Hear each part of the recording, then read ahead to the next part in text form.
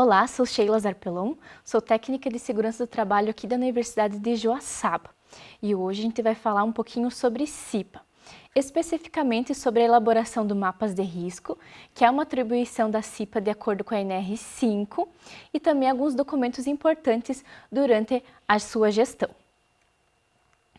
Para a gente entender um pouquinho mais sobre a elaboração dos mapas de risco, nós temos que conhecer os riscos existentes no ambiente de trabalho. Tá? Eles são classificados por 5 e cada um tem a sua cor. O risco físico, o risco químico, o risco biológico, ergonômico e o de acidentes. No risco físico, ele é classificado como ruído, oriundo de máquinas e equipamentos, vibração, radiação ionizante e não ionizante, que pode ser o raio-x, pode ser funcionários que trabalham a céu aberto em relação às radiações solares, o frio, o calor, pressões anormais e a umidade. No risco químico, a maioria está classificado nos produtos químicos em geral, utilizados nos laboratórios, nas clínicas, pelo setor de limpeza, de manutenção, além também da poeira, dos fumos, das névoas, da neblina, nos gases e nos vapores.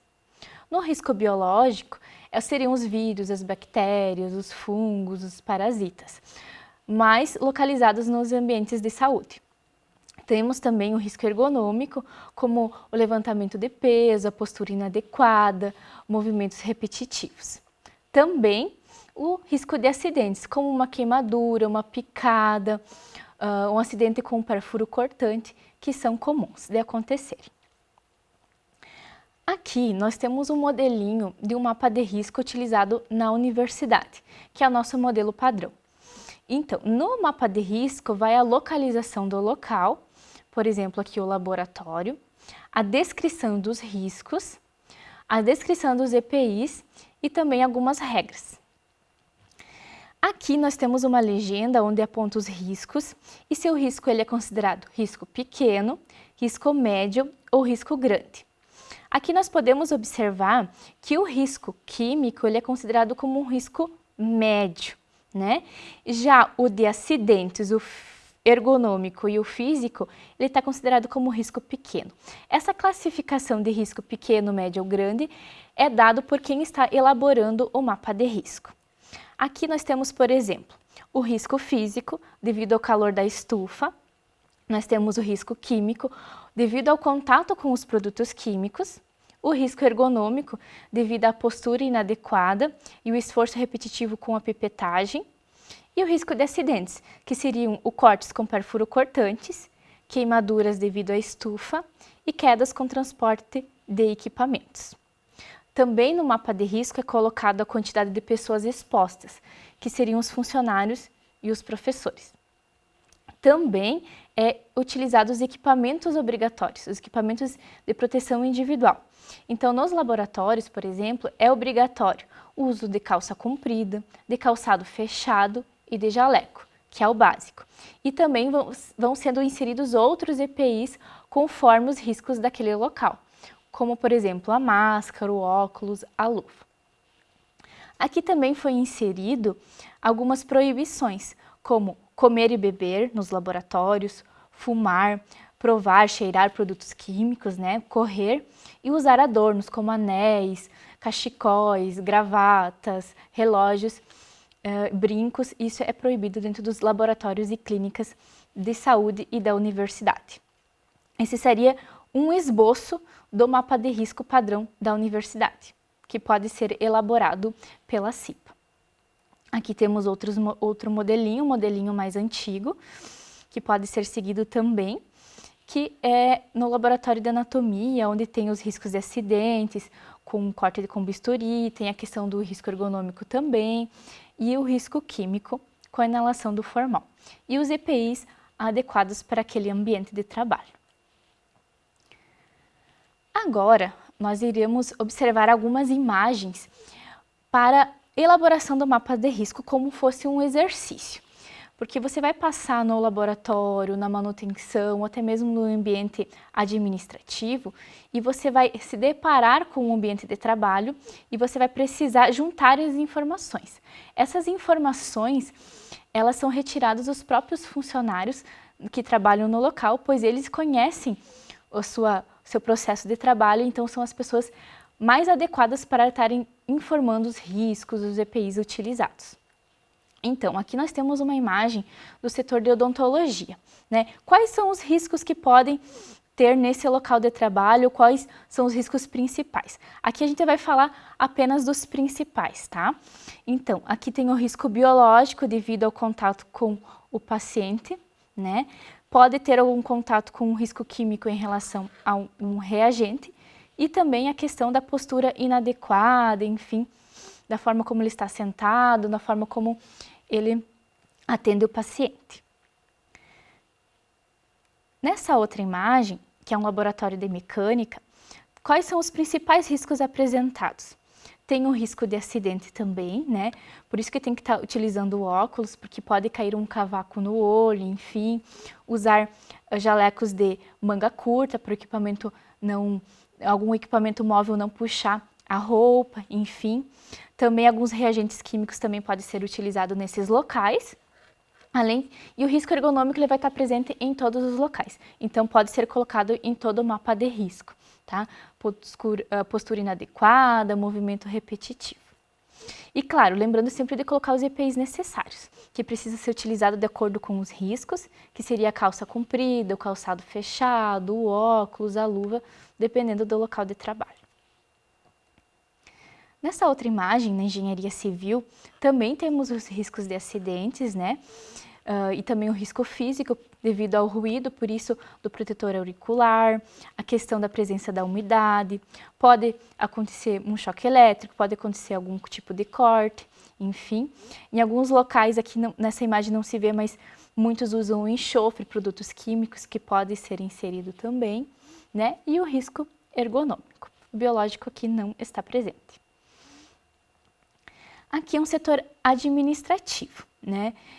No setor administrativo, normalmente é colocado o risco ergonômico e o risco de acidente de forma pequena, tá?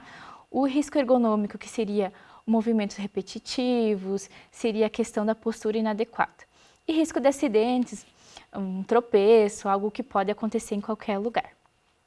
Na prática dos alunos, o principal risco seria a questão com cortes com pérfuro cortantes, né? Devido à prática em relação a isso.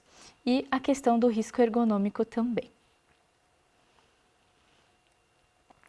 Nessa outra imagem, existe a questão do risco químico, porque está lidando com os produtos químicos, além do risco de acidentes, que pode ocasionar com uma queimadura com produto químico ou com o calor através do bico de Bunsen, e também a questão do risco ergonômico. Tá? Aqui também é muito importante estar usando o óculos, né? Claro que é uma imagem institucional, mas no dia a dia é preciso usar todos os EPIs necessários, tá? E também nessa outra imagem, o contato com os animais, né? Tem um risco biológico e talvez, né, com a questão do uso de medicação, de vacina, em relação ao risco químico. E também é um risco ergonômico, postura, levantamento de peso, também pode ser destacado para a elaboração do mapa de risco. Tá? Então, a questão da elaboração do mapa de risco seria isso. Quando eu devo elaborar o mapa de risco? Quando tiver um setor novo, um laboratório novo, uma reforma, é preciso fazer ou refazer o mapa de risco, tá? Ou qualquer mudança que tenha dentro do laboratório, tá? Outras questões relacionadas à CIPA seria a questão de documentação e as primeiras ações que a CIPA deve tomar já no primeiro dia de reunião. Algo muito importante é a indicação de um secretário e um substituto. Esse indicado deve ser pelos membros da CIPA, entre os componentes ou não da comissão, com concordância do empregador, né? Então, quando tem a indicação de um secretário e de um substituto, se faz o registro na ata. Nós temos também o sistema onde registram as atas, registram os mandatos, que podem ser utilizados também, que é um sistema ligado ao setor de RH. Também outras documentações importantes, que é o processo eleitoral, as documentações sobre as atas de eleição e de posse, E também já no primeiro dia de reunião é recomendada a elaboração do calendário anual das reuniões, onde vai ser destacado as datas e os horários mensalmente onde vocês irão fazer as reuniões.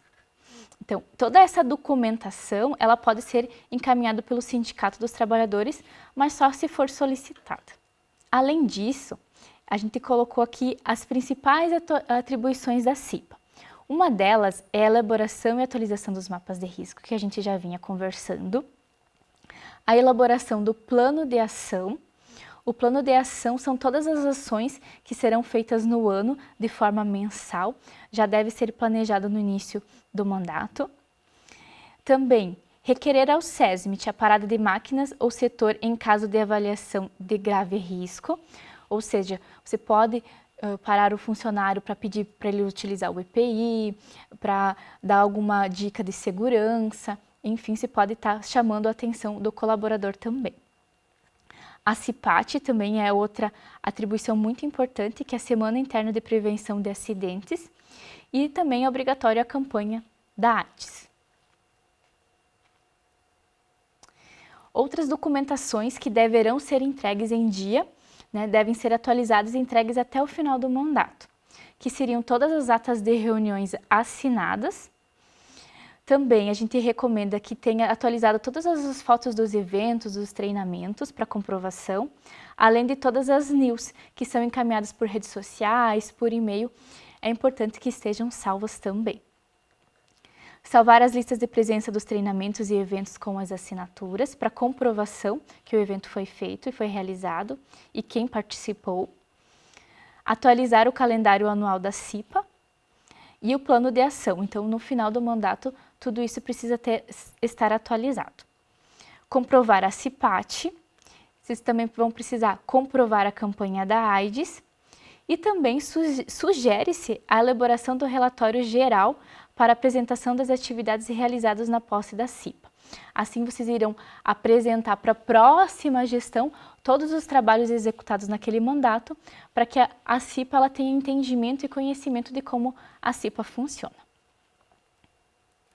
E por fim, algo bem importante também, nós temos a portaria 149 da Biossegurança, que está lá no site da UNOESC, que seria importante o pessoal da CIPA conhecer, onde tem todas as regras dos ambientes de saúde e da questão da biossegurança da universidade de forma institucional.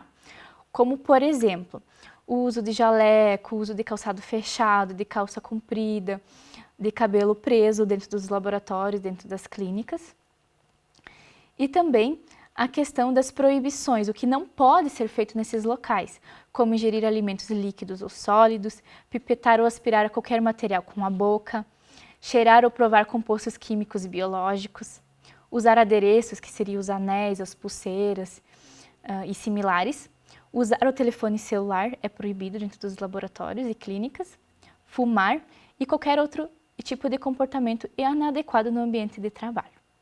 Então, as informações seriam estas, são informações básicas para iniciarem um novo mandato, sobre a elaboração de mapas de riscos, quais são as documentações importantes para se trabalhar. E eu estou à disposição caso tenha alguma dúvida e eu desejo um ótimo mandato para todos.